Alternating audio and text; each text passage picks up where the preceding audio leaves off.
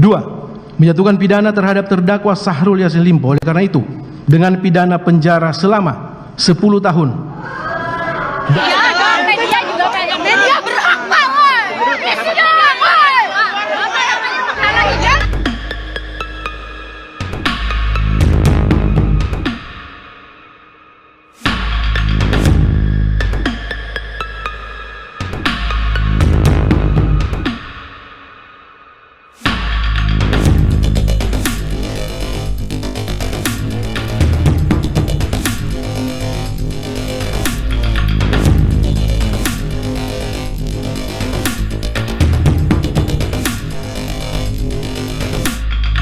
Berdiri bertiga. Untuk terdakwa Syahrul Yassin Limpo mengadili. 1. Menyatakan terdakwa Syahrul Yassin Limpo tersebut di atas telah terbukti secara sah dan meyakinkan menurut hukum bersalah melakukan tindak pidana korupsi secara bersama-sama dan berlanjut sebagaimana dakwaan alternatif pertama penuntut umum. 2.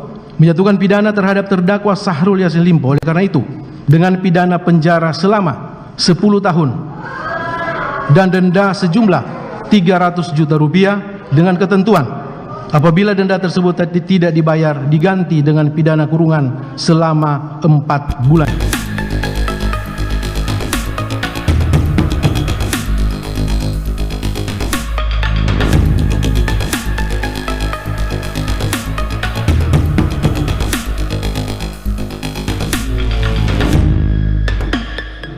Tiga, menghukum terdakwa Syahrul Yassin Limpo untuk membayar uang pengganti sejumlah 14.147.144.786 rupiah ditambah 30.000 US dollar Amerika paling lama dalam waktu 1 bulan sesudah putus ini berkekuatan hukum tetap.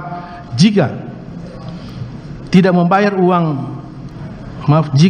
membayar maka harta bendanya disita dan dilelang oleh jaksa untuk menutupi uang pengganti tersebut dengan ketentuan apabila terpidana tidak mempunyai harta benda yang mencukupi maka dipidana dengan pidana penjara selama 2 tahun.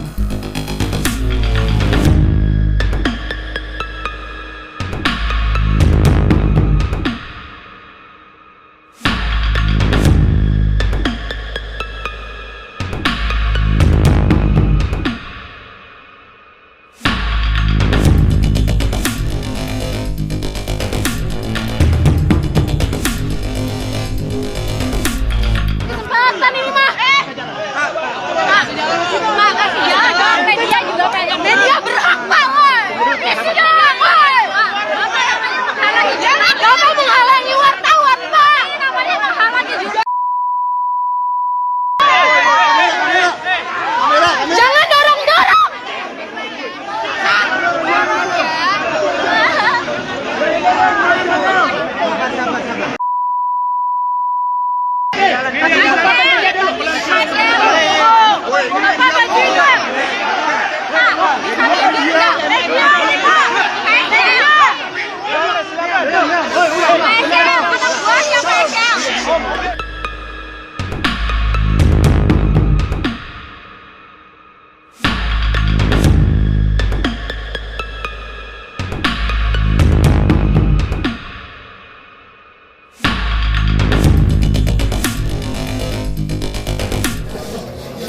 Apa yang menjadi putusan majelis hakim di peradilan ini, saya menghargai sepenuhnya sebagai orang yang patuh pada aturan dan hukum.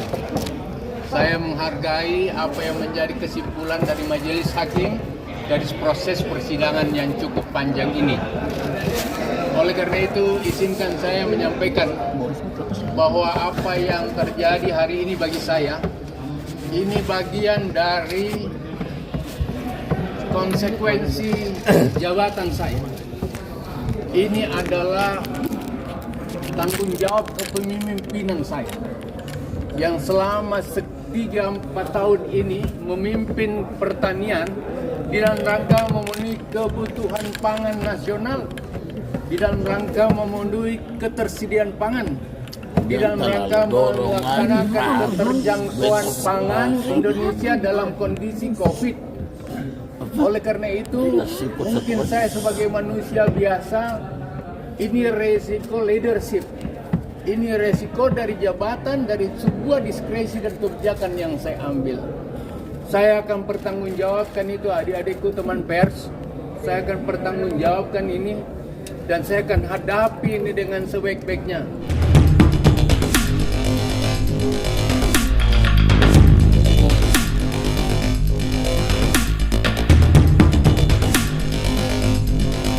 Izinkan saya menyampaikan terima kasih saya pada Joko Widodo sebagai presiden yang menunjuk saya sebagai menteri mengambil kebijakan-kebijakan dan pada saat itu harga pun dapat dikendalikan seluruh Indonesia.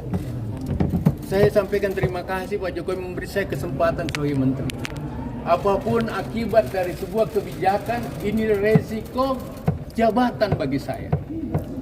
Saya mendapatkan hukuman 10 tahun ditambah dengan 2 tahun, bukan persoalan yang sedikit.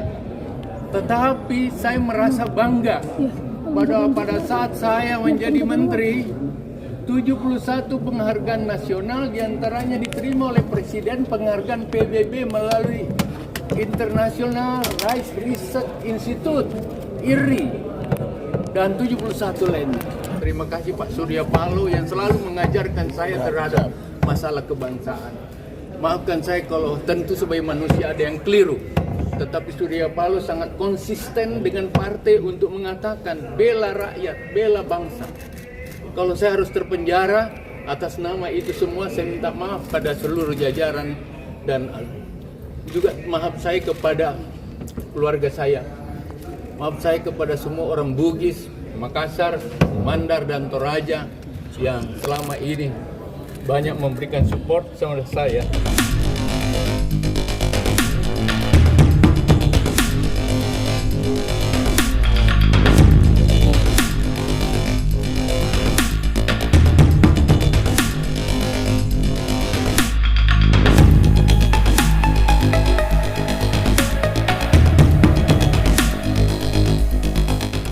Dan mudah-mudahan tidak ada pejabat yang takut mengambil kebijakan untuk kepentingan rakyat dan bangsa hanya karena persoalan saya. Mungkin saya salah, tapi semua demi bangsa, demi negara, demi kepentingan rakyat. Kamu adili saya di saat Indonesia normal. Kau tidak melihat bagaimana Indonesia pada saat kondisi kerawanan pangan yang ada. Terima kasih anakku semua. Doakan saya tetap kuat dan tabah. Allahu Akbar! Allahu Akbar!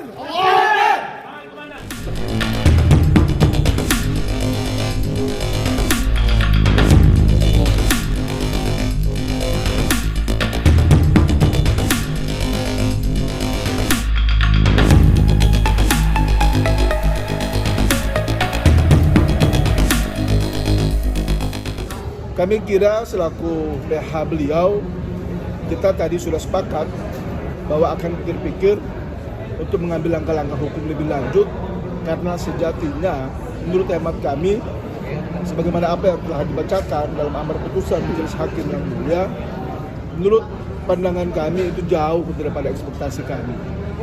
Karena ada banyak fakta, ada banyak hal yang sebetulnya menurut hemat kami itu kabur dan tidak perlu mesti harus dimasukkan seolah-olah sebagai sebuah fakta. Tapi apapun itu semua sudah terjadi, kita hormati dan kita hargai. Toh masih ada proses hukum yang lebih tinggi lagi, sehingga mungkin akan itu yang akan kami lakukan dalam rangka mendudukan sebuah kebenaran, fakta yang sesungguhnya, sehingga keadilan dan kebenaran sebagaimana yang diharapkan oleh klien kami itu bisa diperoleh pada tingkatan proses hukum yang lebih tinggi lagi di atas.